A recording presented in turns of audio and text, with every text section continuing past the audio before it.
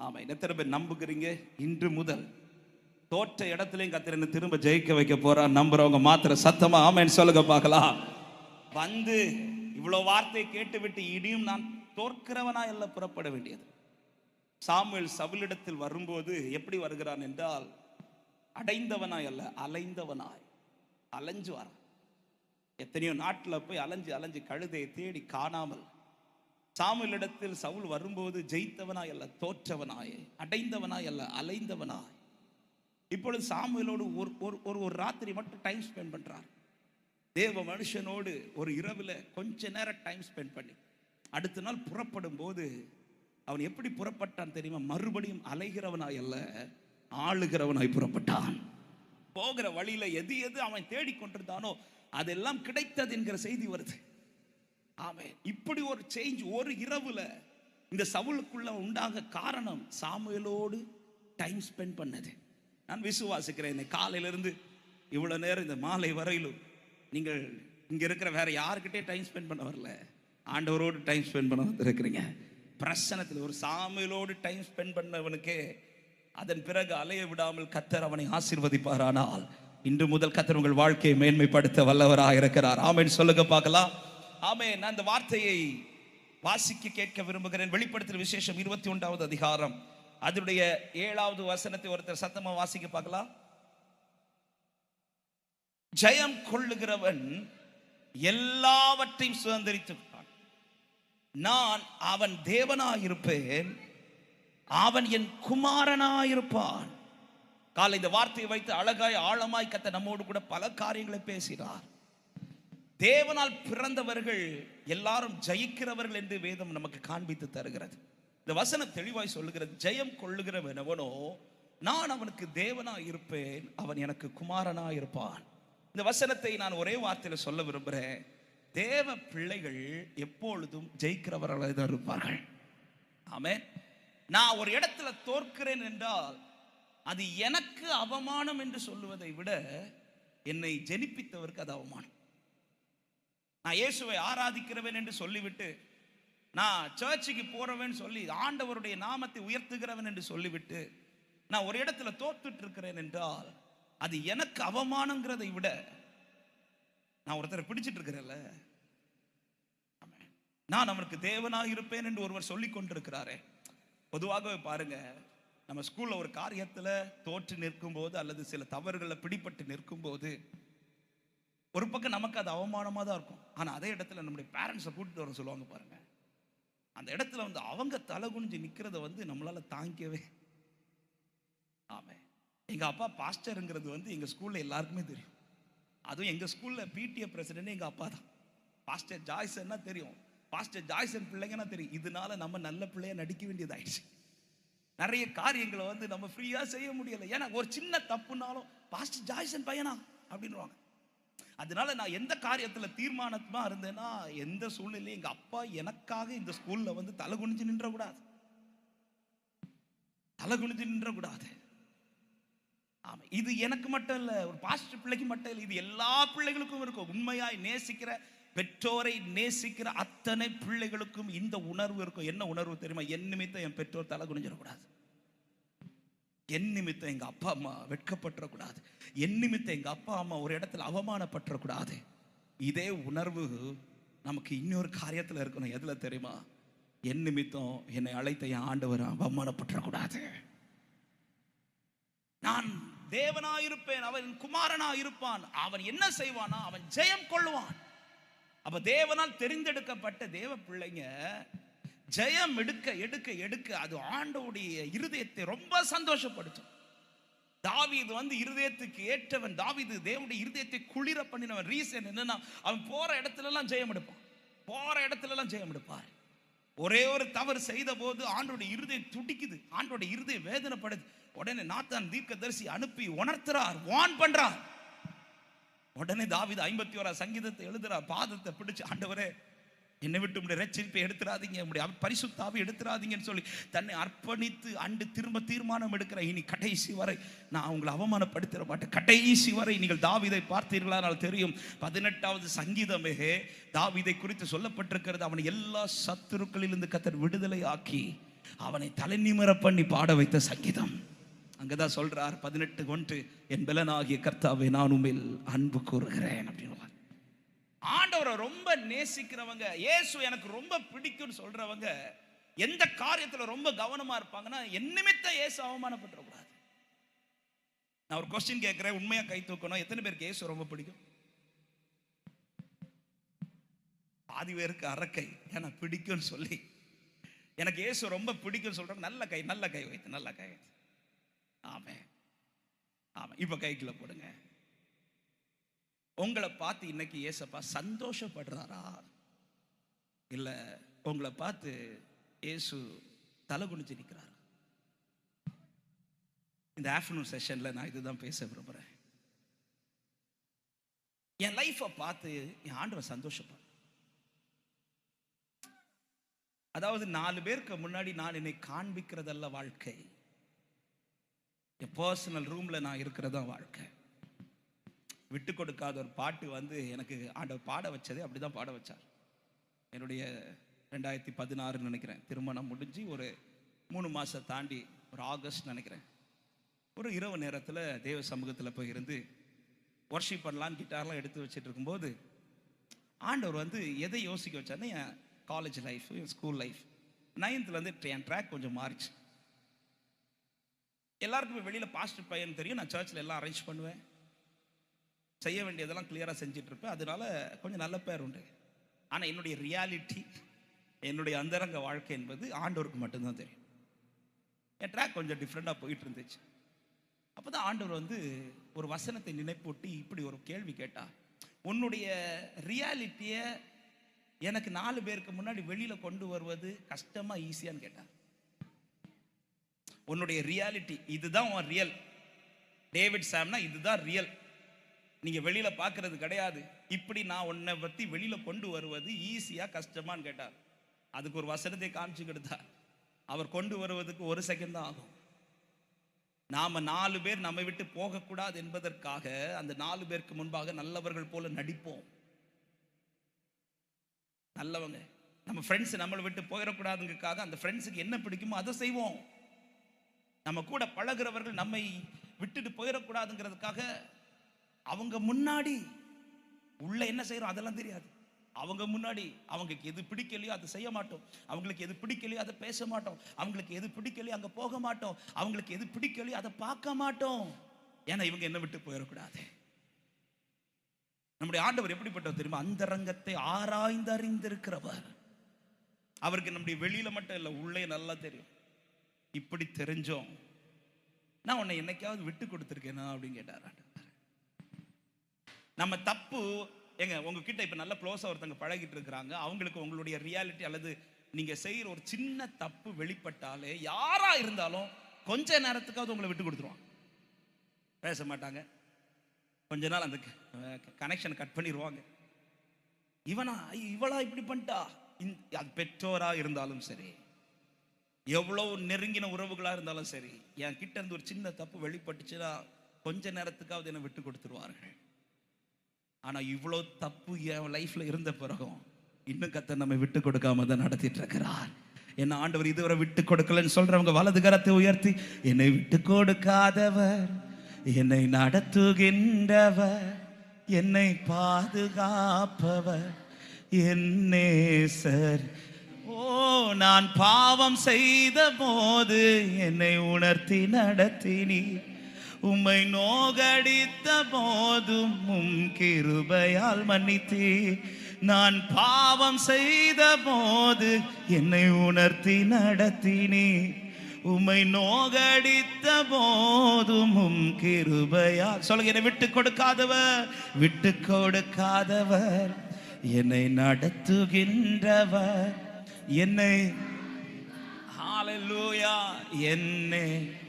அப்ப தேவன் உடையவர்கள் இந்த உலகத்தில் ஜெயிக்க வேண்டும் என்பது தேவனுடைய மகா பெரிய விருப்பம்.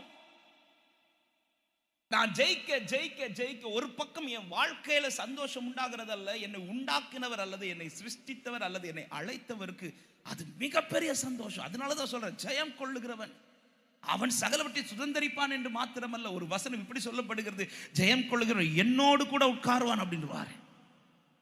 கூட உட்காருவார். அவனை பிள்ளைன்னு சொல்றதுக்கு அவர் வெட்கப்பட மாட்டார்.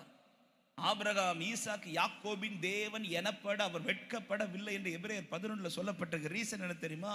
அவங்க வாழ்ந்த நாட்கள்ல அவர்கள் கர்த்தரை வெட்கப்படுத்தவில்லை. நான் வாழ்ற நாட்களில் என் நிமித்தம் ஆண்டவர் வெட்கப்பட மாட்டார்னா அவர் என் தேவனாய் அறியப்பட வெட்கப்படவே மாட்டார். சத்தமா ஆமென் சொல்லுங்க பார்க்கலாம்.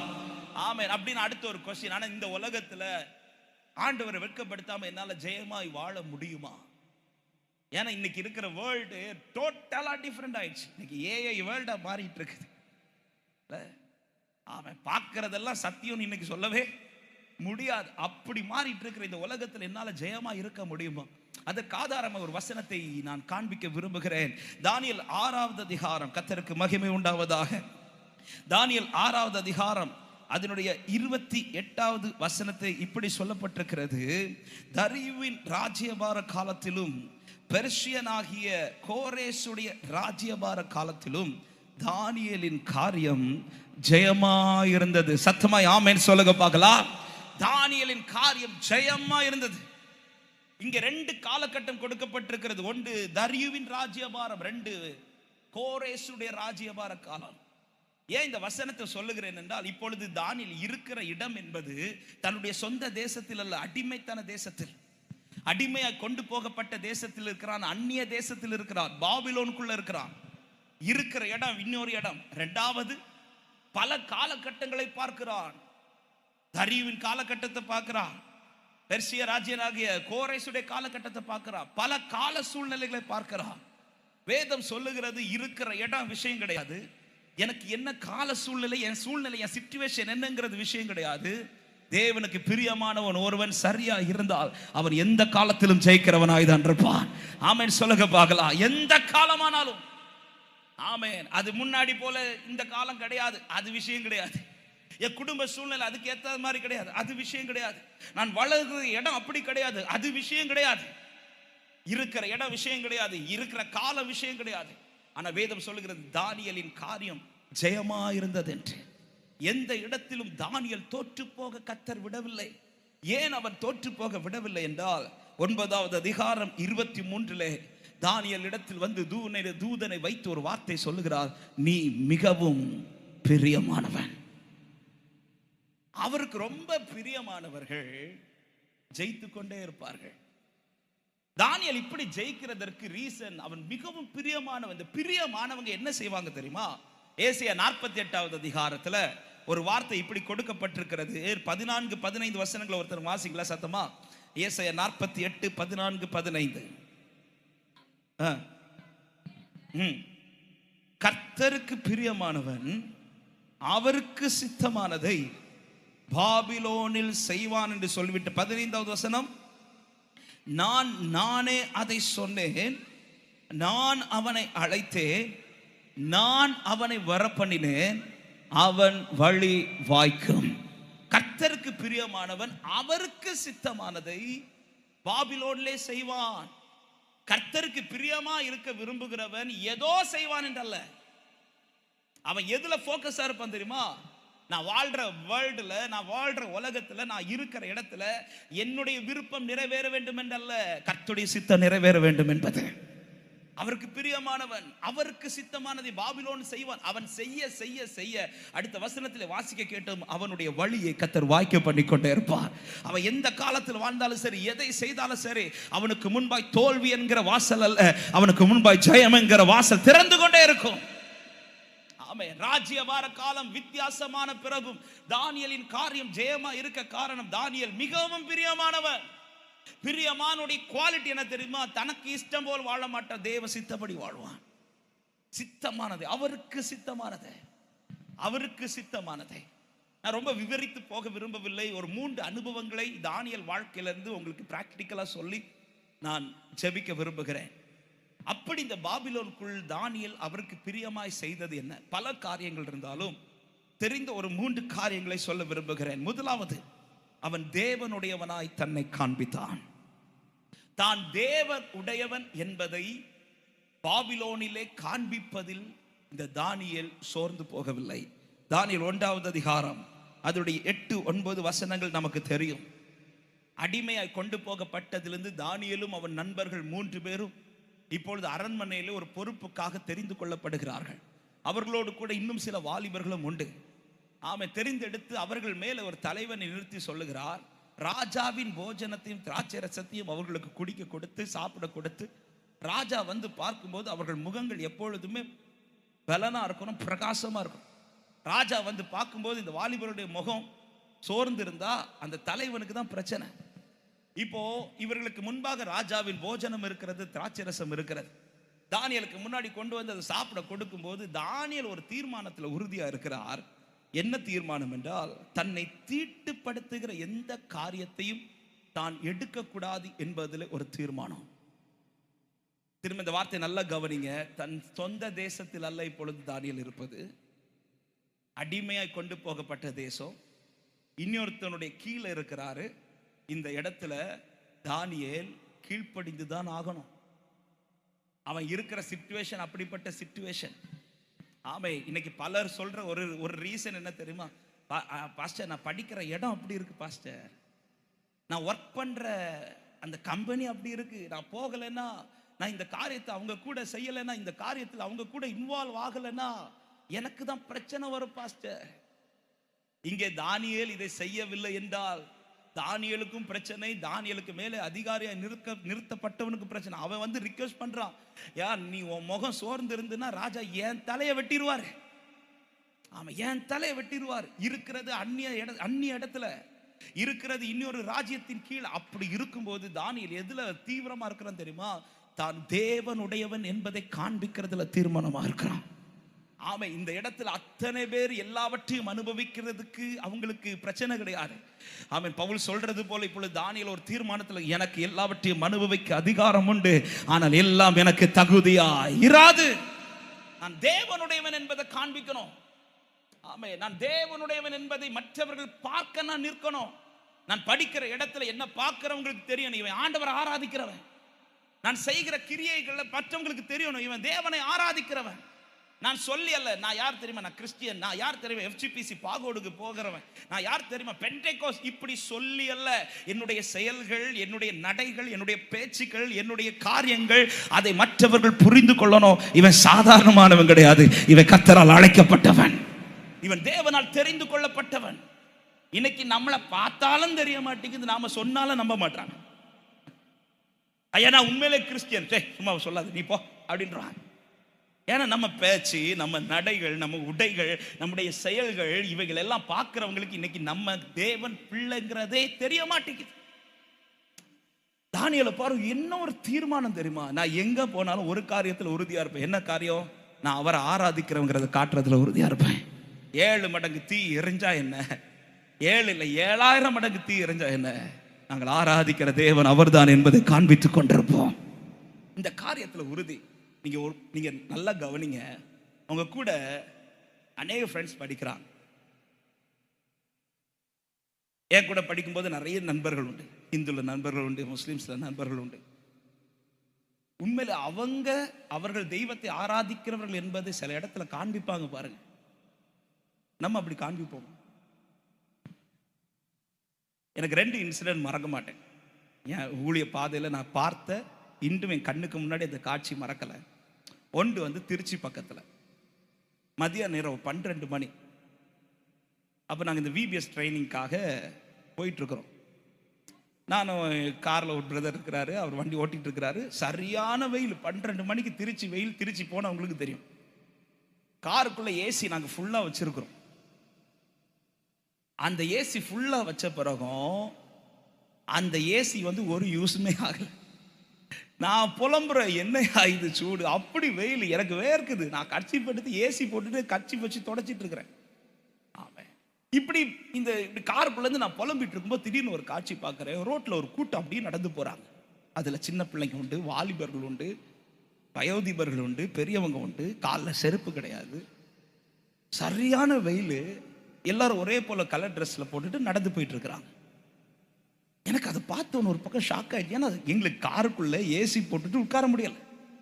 அவங்க காலில் செருப்பு போடல, தார் ரோட்டில் எவ்வளோ தூரமாக நடந்து போயிட்டு இருக்கிறாங்க. நான் உடனே அந்த டிரைவர் வண்டி ஓட்டுற பிரதர்கிட்ட கேட்குற, பிரதர் எங்கே பிரதர் போகிறாங்க? ஏன்னா சின்ன பிள்ளைங்கள்லேருந்து பெரியவங்க முதியவர்கள் வர போகிறாங்க. அப்போ அவர் ஒரு குறிப்பிட்ட ஸ்தலத்தை சொன்னார். இந்த ஸ்தலத்துக்கு அவங்க இப்படி நடந்து போனால் அவங்களுக்கு ஏதாவது கிடைக்கும்.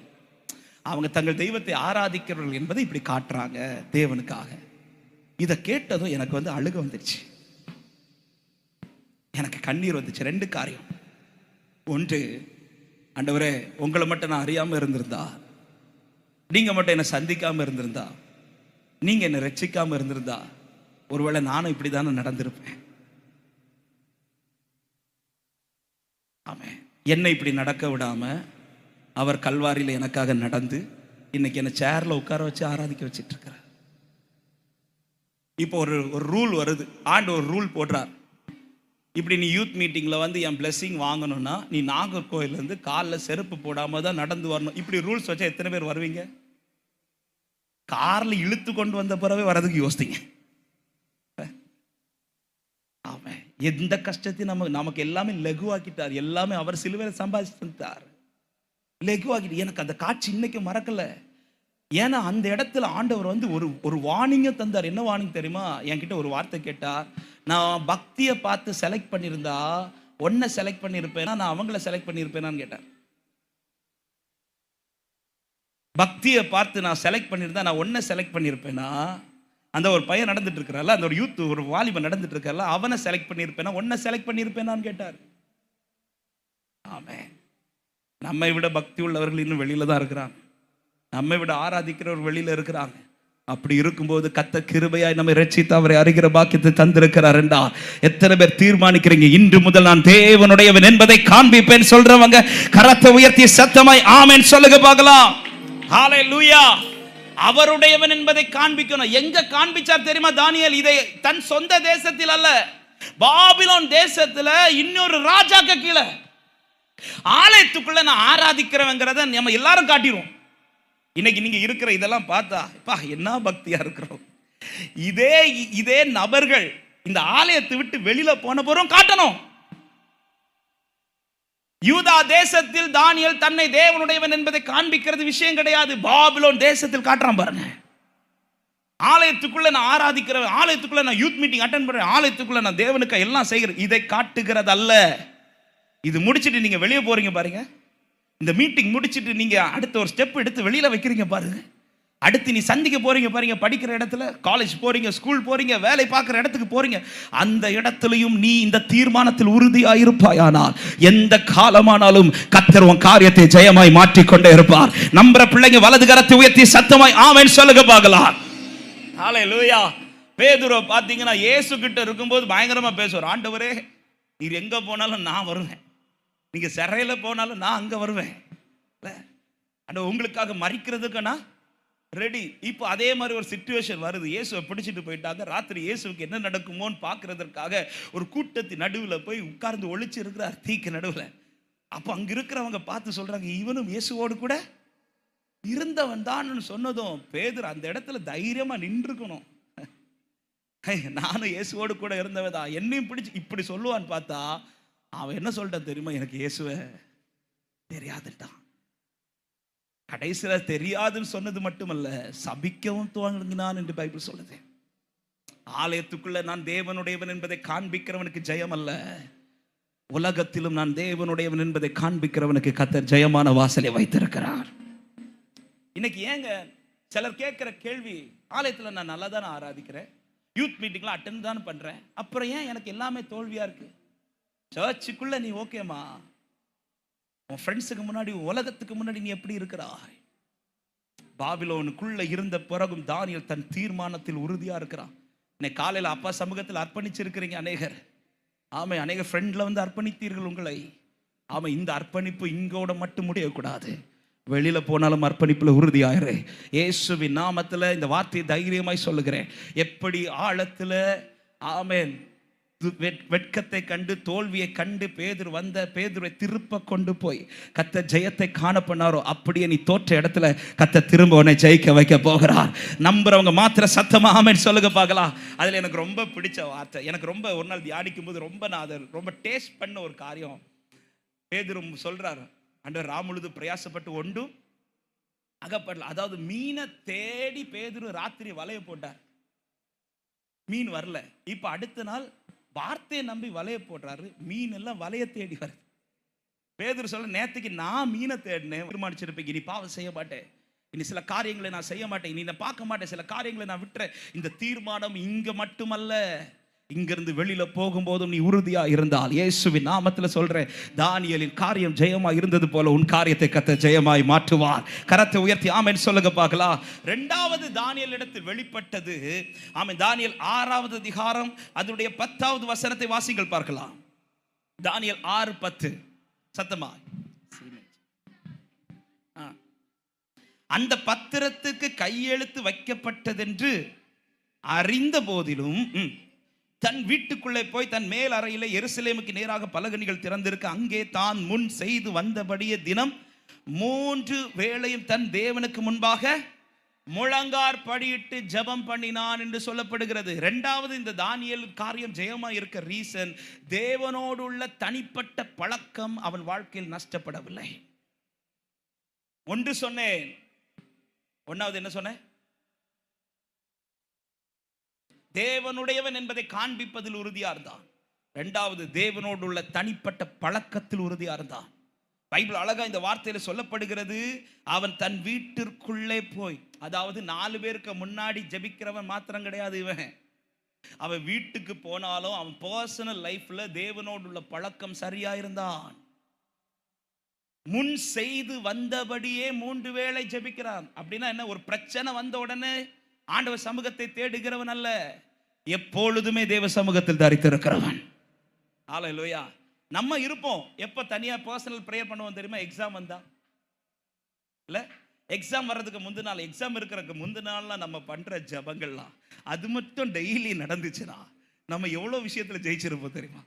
எக்ஸாமுக்கு முந்தின நாள் ஜெபிப்போம், அந்த எக்ஸாம் முடிஞ்ச பிறகு அந்த ஜெபம் எங்க போகுதுன்னே தெரியாது. அதுக்கு பிறகு திரும்ப உட்காருவோம் எப்போ தெரியுமா? ரிசல்ட்டுக்கு முந்தின நாள். ரிசல்ட்டுக்கு முந்தின நாள் அப்பா தானி படிக்கிறதை விட நாம அப்பா சமூகத்தில் கொடுக்கிற டைம். தானியேலை பாருங்க, தான் முன் செய்து வந்தபடி. இப்ப ஒரு பிரச்சனை இருக்குன்னு தெரிஞ்ச உடனே, ஆண்டவரே இந்த பிரச்சனையை மாத்துங்க, அதற்காக முழங்கால் போட்டவன் அல்ல, தான் முன் செய்து வந்தபடி. அப்படின்னு அர்த்தம் என்ன? தன் வாழ்க்கையில் தேவனோடு உள்ள தனிப்பட்ட உறவு தானியேல் நஷ்டப்படுத்தவில்லை. இந்த வார்த்தையை சொல்லும் போது ஒரு காரியத்தை அன்பா சொல்றேன், ஆண்டவர்கிட்ட என்கிட்ட எனக்கும் ஆண்டவருக்கும் பர்சனல் ரிலேஷன்ஷிப் இல்லை என்றால் நான் எந்த காரியத்திலும் ஜெயிச்சிட மாட்டேன். கூட்டத்தோட ஆராதிப்போம், ரைட். சர்ச்சில் வந்து எல்லாரும் கூட சேர்ந்தவொன்னு ஒரு பாட்டு வரும், ஆராதனை, இதெல்லாம் ரைட். ஆனால் பர்சனல் ரிலேஷன்ஷிப் யார் இந்த நீ ட்ரை பண்ணி பாருங்க. இதை நான் அனுபவிச்சதுனால சொல்றேன். இந்த பர்சனல் உறவுல இருக்கிறவனை கர்த்தர் உருவாக்குறது மட்டும் இல்ல, அவன் எல்லாவற்றிலும் கர்த்தர் உயர்த்திட்டு இருப்பார். தாவீது கோலியாத்துக்கு முன்னாடி யுத்தம் பண்ண போகும்போது கல்லை எடுத்துட்டு போறார். போற வழியில ஒரு கல் எடுத்து அடிக்க வேண்டியதானே? அப்படி அடிக்காம பைபிள் சொல்லுகிறது, அவன் ஆற்றங்கரையில் இருந்து 5 கற்களை எடுத்து தெரிந்தெடுக்கிறார். ஃபர்ஸ்ட் தெரிந்தெடுத்த கல்லை அடுத்து எங்க போடுறார் தெரியுமா? தன்னுடைய அடப்பைக்குள்ள போடுறார். அந்த அடப்பை என்பது எங்கேயோ இருக்காது, தாவீதோடு ஒட்டி இருக்கும். ஆவிக்குரிய அர்த்தத்தோட சொல்ல விரும்புற, எடுத்த கல்லை இந்த உறவுக்குள்ள கொண்டு வரார். உறவுக்குள் கொண்டு வந்த கல்லை தான் எடுத்து பயன்படுத்துற, அந்த கல்லு ஜெயிக்குது. உறவுக்குள் இல்லாதவன் ஜெயிக்க முடியாது, உறவுக்குள் இருக்கிறவன் ஜெயிக்காமல் கர்த்தர் விடவும் மாட்டார். ஆமென். இன்னைக்கு பர்சனல் ரிலேஷன்ஷிப் இன்னைக்கு உங்களுக்கு இருக்குதா? லாஸ்ட் இயர் நவம்பர்ல இருந்து ஒரு சாட்சி ஆண்டவர் சொல்ல வச்சிட்டு இருக்கிறார். சிலர் இந்த சாட்சி கேட்டிருப்பீர்கள். எனக்கு 4 வருஷம் கழிச்சு தான் பையன் பிறகுறான். அவன் பிறந்தது எனக்கு வந்து பெரிய சந்தோஷம். அவன் பேர் ஐசக். அவன் பிறக்கிறதுக்காக நான் அழுதது வந்து கொஞ்சம் கிடையாது. அவன் பிறந்து அவன் பிறப்பை பார்த்ததுலேருந்து எனக்கு வந்து அப்படி ஒரு சந்தோஷம். 4 வருஷம் அழுகையை வந்து அந்த ஒரு அவனை முகத்தை பார்த்து என்னை சிரிக்க வச்சார் ஆண்டவர். எப்படி ஆபிரகாம் சாராளை சிரிக்க வச்சாரோ அப்படி எங்களை சிரிக்க வச்சார். ஏன்னா பிள்ளையை பிறக்காதுன்னு சொன்ன இடத்துல ஆண்டவர் பிள்ளை கொடுத்தான். அவன் பிறந்தது எனக்கு வந்து பெரிய சாட்சி. இப்போ அவன் பிறந்த உடனே ஒரு 6 மாசத்துலேருந்து எனக்கு ஒரு அல்ப ஆசை. என்ன ஆசைன்னு, அவன் அப்பா சொல்றதை கேட்கணும். எத்தனை மாசத்துலேருந்து? 6 மாசத்துலேருந்து. ஏன் அதை கேட்கணும்னு ஆசைன்னா, எங்கள் வீட்டில் அதுக்கு முன்னாடி எல்லாருக்கும் பிள்ளைங்கள்லாம் உண்டு. அந்த பிள்ளைங்கள்லாம் எல்லாரையும் அப்பா அப்பான்னு கூப்பிடுறது, அதை கேட்டோன்னு இப்போ என் பிள்ளைன்னு அப்பான்னு கூப்பிடுறது அவன் வாய்ஸை கேட்கறதுக்கு வேண்டி நான் 6 மாசத்துலேருந்து அவன் பக்கத்துல இருந்து அப்பா சொல்றா அப்பா சொல்றா அப்பா சொல்றாடுவேன். 6 மாச பிள்ளை எங்கங்க சொல்லும்? அவன் சர்ச்சிலே வளர்ந்ததுனால ஃபர்ஸ்ட் ஒரு வேர்டு சொல்லிட்டேன். என்ன சொல்லிட்டான்னா அல்லேலூயா தான். அல்லேலூயா அப்படின்னுவான், நான் அல்லேலூயான்னு எடுத்துக்கிட்டேன். ரைட். அடுத்து ஒரு வேர்டு சொல்லுவான், யாருன்னு? அம்மான்றோம். யாரை பார்த்தாலாமா, என்ன பார்த்தாலாமா, என் ஒய்ஃபை பார்த்தாலாமா, எங்க அம்மாவை பார்த்தாலாமா, யாரை கூப்பிட்டனாலும் அம்மான்னு தான் கூப்பிடுவான். இப்போ 1 வயசு ஆகுது, 1.25 வயசு ஆகுது, 1.5 வயசு ஆகுது, 1.25 வயசு ஆகுது, கிட்டத்தட்ட 2 வயசு நெருங்க போகுது. இதுக்கு இடையில 2-3 வேர்ட்ஸ் எல்லாம் சொல்லிட்டான். அம்மா சொல்லிடுவான், அல்லேலூயா சொல்லிடுவான், தாத்தா சொல்லிடுவான், பாப்பி சொல்லிடுவான், பாட்டிக்கு பாப்பின்னுவான், தண்ணி சொல்லிடுவான், நிறைய வேர்டு சொல்லிடுவான். எது மட்டும் சொல்ல மாட்டான் தெரியுமா? என்ன சிரிப்போட சொல்றியா? ஆமா, அப்பா மட்டும் சொல்ல மாட்டான். எனக்கு அது கொஞ்சம் ஃபீல் ஆயிடுச்சு. நான் அவன் பக்கத்துல இருந்து, டேய் அம்மா சொல்றேன், பாட்டி சொல்றேன், தாத்தா சொல்றேன், இந்த அம்மால இம்மாவை எடுத்துட்டு இப்பா போடு. அவன் இதை கேட்டோன்னா ஆன்னு வந்துட்டு அம்மானும் அப்படியே மூக்குல குத்தணும்ல. எவ்வளோ டீச் பண்ணி பார்த்துனேன், சொல்லவே இல்லை. எனக்கு கொஞ்சம் ஃபீல் ஆயிடுச்சு. நான் யார்கிட்டே காட்டிக்கல. இருந்தாலும் 2 வயசு ஆகுது ஆண்டவரே, பிள்ளை அப்பா சொல்லலையே அப்படின்னு கொஞ்சம் ஃபீல் பண்ணிட்டு இருக்கும்போது அந்த இயரில் எங்கள் சர்ச்சில் ஒரு யூத் மீட்டிங் நடக்குது. அந்த யூத் மீட்டிங்கில் வந்து வர்ஷிப் நடத்தும் போது இந்த சாங் பாடுறேன். சில கேட்டு, அப்பா அப்பா மகனா மகனா அப்பா அப்பா மகனா, இந்த பாட்டை பாடி ஆராதனை நடத்துகிறேன். ஆராதனை முடியுது, யூத் மீட்டிங் முடியுது. ஆஃப்டர்நூனோட அந்த யூத் மீட்டிங் முடிச்சு எல்லாரும் வீட்டுக்கு அனுப்பி விட்டுட்டு ஆஃப்டர்நூனுக்கு அப்புறம் என் ரூமில் ஒரு சின்ன ஸ்பீக்கர் இருந்துச்சு. அந்த ஸ்பீக்கரில் காலையில் நடந்த ஆராதனை லைவ்ல இருந்ததுனால அதை போட்டு விடுறேன். நானும் என் பையன் ஐசக், எங்கள் அண்ணன் பொண்ணு ஜாஃபியா 3 பேரும் பெட்டில் இருந்து அந்த பாட்டு கூட கை தட்டிகிட்டே இருக்கிறோம். ஃபர்ஸ்ட்லேருந்து சாங் ஓடுது. அந்த வர்ஷிப் டைம் வரும்போது நான் கிச்சனில் போய் தண்ணி குடிக்கிறதுக்காக போயிட்டு, அப்போ என் ஒய்ஃபு கிச்சனில் தான் இருக்கிறா.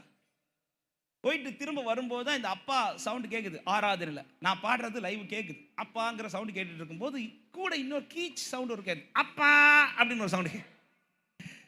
இது என்னடா லைவ்ல ஏதோ பிரச்சனை ஆகிட்டோ இல்லை வேற எவனா மைக் எடுத்து பாடிட்டு இருக்கிறானோ, ஓடி வந்து என் ரூம் வாசல்னு எத்தி பார்க்குறேன். என் பையன் பெட்டில் முழங்கால் போட்டு அப்பா இப்படி பாடிட்டுறான். எனக்கு வந்த சந்தோஷம் இருக்கு.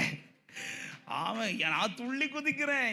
முதல்ல என் ஒய்ஃபை தான் கூப்பிட்டு வா என் பிள்ளை அப்பான்ட்டான். அவன் என்ன கூப்பிடல, பாட்டு தான் பாடுறான். இருந்தாலும் அப்பாங்கிற வேர்டு வந்ததுனால எனக்கு சந்தோஷம். எங்கள் அம்மாவை கூப்பிட்டு காமிக்கிறேன், என் ஒய்ஃபை கூப்பிட்டு காமிக்கிறேன், எங்கள் அண்ணனை கூப்பிட்டு காமிக்கிறேன். அவனை திரும்ப அந்த பாட்டை போட்டு அவன் அப்பாவை சொல்ல வச்சு அந்த பாட்டை ரிலீஸ் பண்ணவங்களுக்கு அனுப்புறேன். லியோ ராகேஷுக்கு, ஐயா உங்கள் பாட்டுனால என் பிள்ளை என்ன அப்பான்ட்டாயா. எனக்கு சந்தோஷம் தாங்க முடியல. இப்படி துள்ளி குதிச்சுட்டு இருக்கும்போது ஆண்டவர் இடைப்பட தொடங்குறார். அதாவது இந்த காரியத்தை என்கிட்ட பேசுறதுக்காக என் பிள்ளைய 2 வருஷம் அப்பா சொல்ல விடல ஆண்டவர். என்ன பேசினார் தெரியுமா? உனக்கு இந்த பிள்ளை எப்படி பிறந்துச்சுன்னு கேட்டார். உன் பலத்தில் பிறந்துச்சா நான் கொடுத்ததான்னு கேட்டார். அப்ப சொன்னேன், ஆண்டவரே பிள்ளையே பிறக்காதுன்னு சொன்ன இடத்துல நீங்க தந்த பிள்ளை ஆண்டவரே. நான் உனக்கு கொடுத்த பிள்ளை உன்னை அப்பான்னு சொல்றதுக்கு 2 வருஷம் டிலே ஆனது வலிக்குதுல்ல. அவன் 2 வருஷம் உன்னை அப்பான்னு சொல்லாதது வலிக்குதுல்ல. நீ என்கிட்ட அப்பான்னு பேசி எவ்வளோ நாள் ஆச்சுன்னு கேட்டார். நீ என்கிட்ட பழகி எவ்வளோ நாள் ஆச்சுன்னு கேட்டார். அதுக்காக ஜெபிக்க மாட்டேன்னு கிடையாது. ஜெபிப்பேன். எப்படி தெரியுமா? ஆண்டவரை இன்னைக்கு மீட்டிங் போகிறேன், ஆண்டவரை என்ன செய்தி கொடுக்கணும், ஆண்டவரை இன்னைக்கு இந்த இடத்துக்கு போகிறேன், ஆண்டவரை பாதுகாத்துக்கோங்க. ஒரு தேவைக்காக ஒரு காரியம் நடக்கணுமா கூப்பிடுவேன். இளைய குமாரன் போல் அப்பான்னு கூப்பிடுறது எதுக்கு தெரியுமா? வாங்குறதுக்கு. ஆண்டவரை இன்னைக்கு எக்ஸாம் எழுத போகிறேன், ஆண்டவரை ஆண்டவர் நாளைக்கு ரிசல்ட் வரப்போகுது, ஆண்டவரை இப்படி பழகிறதுக்கு உட்கார்றியா? தானியேல் யார் தெரியுமா? வாங்குறதுக்கு உட்கார்றவன் கிடையாது, பழகிறதுக்கு உட்கார்றவன். நீ பழகிப்பார், எந்த இடத்துல தோற்க கத்தர் விடவே மாட்டார்.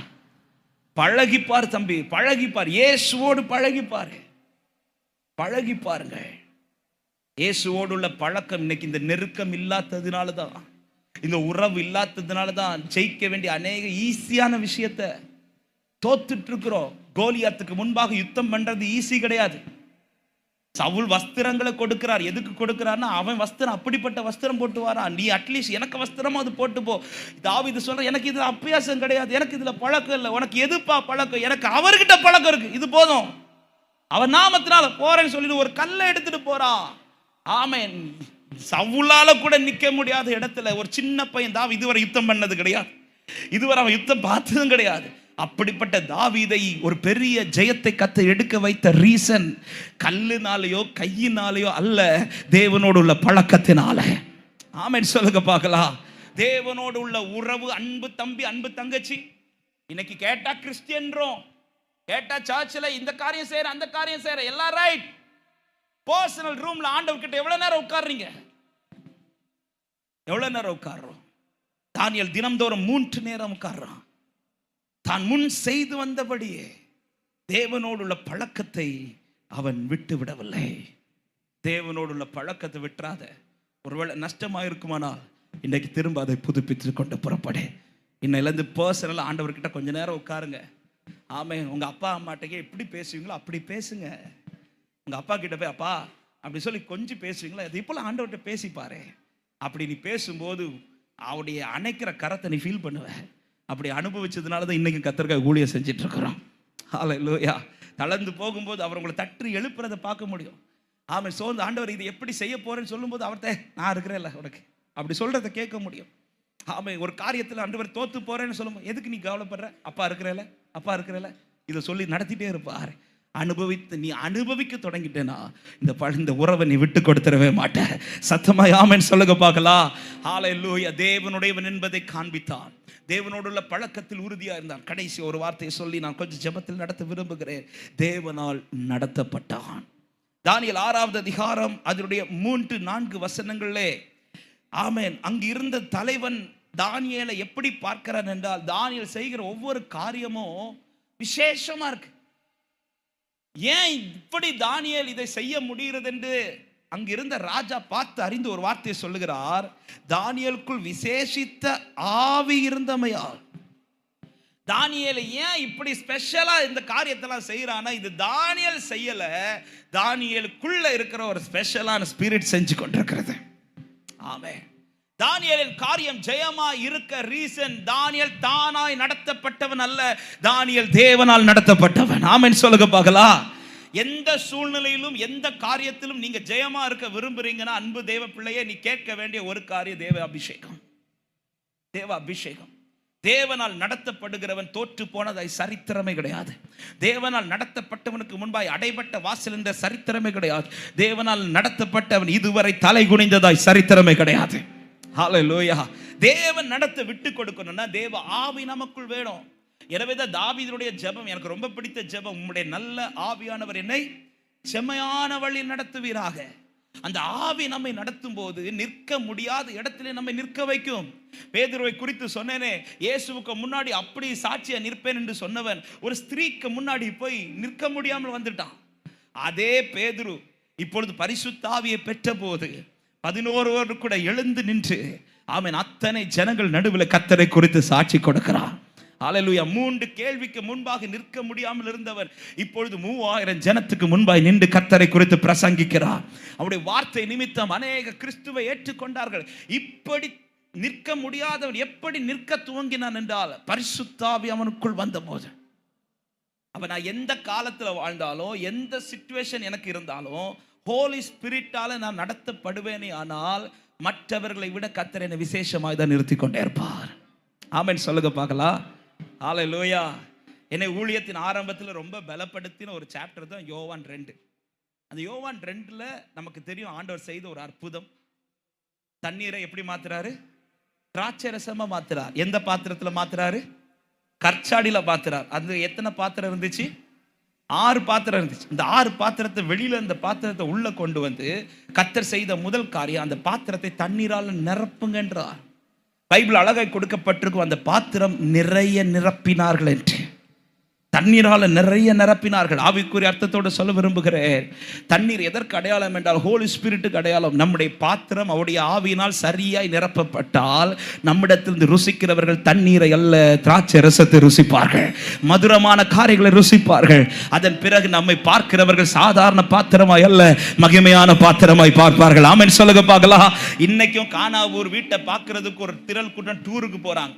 அந்த வீட்டுக்கு போறது எதுக்கு தெரியுமா? அங்க யாருக்கு கல்யாணம் நடந்துன்னு பார்க்கிறது கிடையாது. எதை பார்க்க போறாங்க தெரியுமா? கற்சாடி. இன்னைக்கு அங்க ஒரு கற்சாடின்னு வச்சிருக்கிறாங்க. ஆனா அதுதான் அந்த கச்சாடியான்னு தெரியல. ஆனா இன்னைக்கு ஜனங்கள் எதை தான் பார்க்க விரும்புறாங்க தெரியுமா? ஆமா, அன்னைக்கு ஒரு கல்யாணம் நடந்து அந்த பொண்ணு மாப்பிள்ளை பேர் இருக்கா, இதை கேட்கறதுக்கு இல்ல. அன்னைக்கு இயேசு ஒரு அற்புதம் செஞ்சாரு. இந்த கச்சாடி எங்க சாதாரண ஒரு கல்லு பாத்திரம், இந்த பாத்திரத்துல ஆண்டவர் ரசத்தை உருவாக்குறதுக்கு முன்னாடி அந்த வீட்டார் ஒரு விலையுயர்ந்த பாத்திரத்துல உண்டாக்கி வச்சிருந்தாங்க ரசத்தை. அந்த பாத்திரம் இன்னைக்கு யாருக்கு வேணாம்? இயேசு எந்த பாத்திரத்தை நிரப்பி மகிமைப்படுத்தினாரோ அந்த பாத்திரம் தான் இன்னைக்கு எல்லாரும் தேடுறாங்க. ஏன் இந்த வார்த்தை சொல்லுகிறேன்னா, உலகத்தை பொறுத்தவரை சில அதிகாரம் இருக்கணும், சில காரியங்கள் இருந்தா உங்களை கர்த்தர் எல்லாரும் மேன்மையா உங்களை பார்ப்பார்கள். ஆனால் ஆண்டவருக்கு அப்படி அல்ல. ஹோலி ஸ்பிரிட்டால நீ நடத்தப்படுவாயானால் ஆமை உன்னை கண்டு அநேகர் ஆச்சரியப்படத்தக்கதா கர்த்தர் உன்னை மகிமைப்படுத்தி கொண்டே இருப்பார். ஹல்லேலூயா. இன்னைக்கு அந்த பாத்திரம் விசேஷமாய் சொல்லப்படுகிறது. இன்னைக்கு எல்லாரும் அந்த பாத்திரத்தை, இந்த பாத்திரத்தில் அப்படி என்ன நடந்துச்சு? தண்ணீரால நிரப்புறாங்க.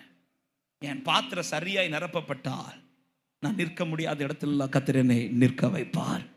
தேவனுடையவன் என்பதை காண்பித்தார். தேவனோடு உள்ள பழக்கத்தில் சரியா இருந்தான். ஆமென். தேவனுடைய ஆவியினால் அவன் நடத்தப்பட்டான். இந்த 3 அனுபவம் பாபிலோனுக்குள் தானியேல் வாழ்க்கையில் சரியா இருந்ததினால் வேதம் சொல்லுகிறது தானியேலின் காரியம் ஜெயமாய் இருந்தது. எத்தனை பேர் விரும்புறீங்க, ஆண்டவரே இனி நான் நடக்க போகிற பாதையில நான் தோற்க கூடாது, நான் ஜெயிக்கணும்னு விரும்புறவங்க மாத்திரம் உங்க வலது கரத்தை ஒரு விசை உயர்த்தி ஆண்டவரை நோக்கி சொல்லுங்க, ஆண்டவரை நான் ஜெயிக்கணும் ஆண்டவரே.